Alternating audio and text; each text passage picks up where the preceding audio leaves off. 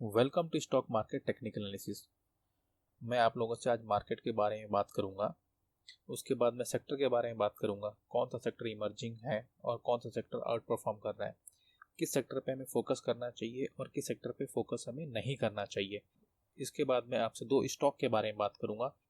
एक स्टॉक तो 14 साल के बाद ब्रेकआउट दे रहा है और वो इमर्जिंग सेक्टर का स्टॉक है।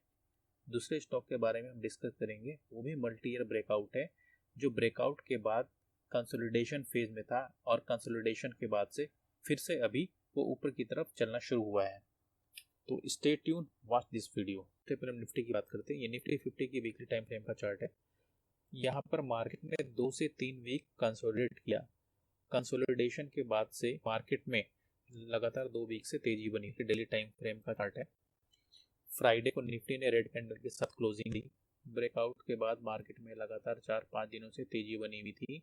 अभी मार्केट में कोई बड़ी प्रॉफिट बुकिंग नहीं दिखी, तो हो सकता है मार्केट जो है मंडे को इस रेड कैंडल को रिएक्शन दे।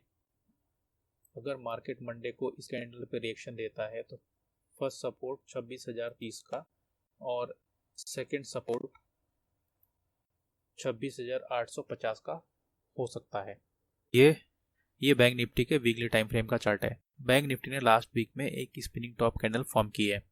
अगर बैंक निफ्टी की हम प्रीवियस हिस्ट्री देखते हैं तो बैंक निफ्टी ने एक यहाँ पे स्पिनिंग टॉप कैंडल फॉर्म किया था। उसके बाद मार्केट थोड़ा सा नीचे आया। उसके बाद फिर यहाँ पे भी एक स्पिनिंग टॉप कैंडल बना था, फिर यहाँ से भी मार्केट नीचे आया। यहाँ पे भी मार्केट ने एक स्पिनिंग टॉप कैंडल फॉर्म किया था और यहाँ से भी मार्केट नीचे आया। मार्केट प्रॉपर तरीके से इस ट्रेंड लाइन का सपोर्ट करते हुए ऊपर की तरफ बढ़ रही है। फर्स्ट सपोर्ट जो बैंक निफ्टी का होगा वो लेवल होगा 52,680 का, और अगर जो इसको तोड़ता है तो सेकंड लेवल होगा ये ट्रेंड लाइन। जब जब बैंक निफ्टी इस ट्रेंड लाइन के पास में आएगी, ये trend line as a support की तरह काम करेगा। अगर जो मंडे को इस कैंडल का रिएक्शन मिलता है तो मार्केट का फर्स्ट सपोर्ट जो है 52,680 का रहेगा। ये बैंक निफ्टी के डेली टाइम फ्रेम का चार्ट है। बैंक निफ्टी एक बड़े मूव के बाद अभी कंसोलिडेशन फेज में है और फ्राइडे को एक बड़े से रेड कैंडल के साथ क्लोज हुआ। अगर मार्केट यहां से नीचे आता है तो पहला सपोर्ट 53,834 का बनेगा और सेकंड सपोर्ट इस ब्रेकआउट कैंडल का लो 53,056 का रहेगा। मदरसन सुमी ऑटो सेक्टर का चार्ट है। मदरसन सुमी 2017 के बाद 2024 में पूरे 6 साल बाद ब्रेकआउट दिया। 2017 के बाद 2021 में अपने प्रीवियस हाई को निकालने की कोशिश की, बट ये अटेम्प्ट यहाँ पे फेल हो गया। ब्रेकआउट होने के बाद ये स्टॉक ने कम से कम 8 से 10 हफ्ते यहाँ पे कंसोलिडेट किया। कंसोलिडेट करने के बाद से वापस से ये इस लेवल को निकाल के ऊपर की तरफ से ये चलना शुरू हो गया है।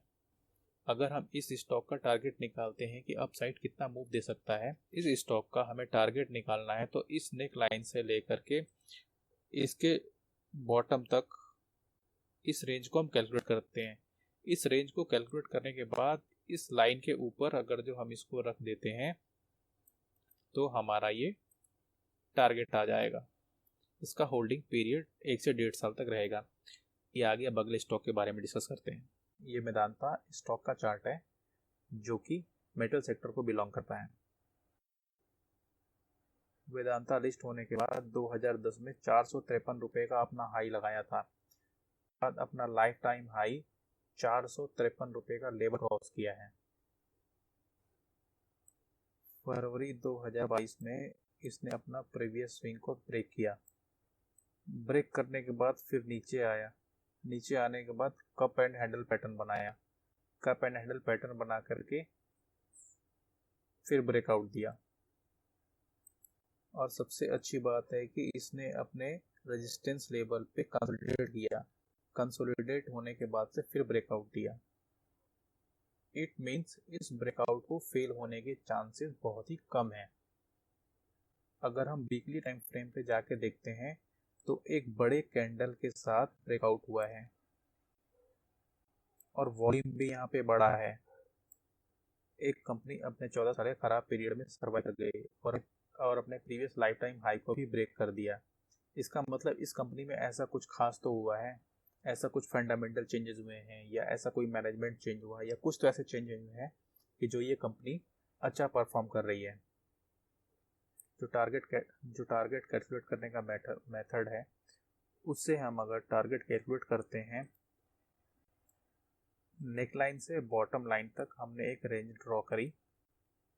इस रेंज को हमने ब्रेकआउट लाइन के ऊपर रख दिया।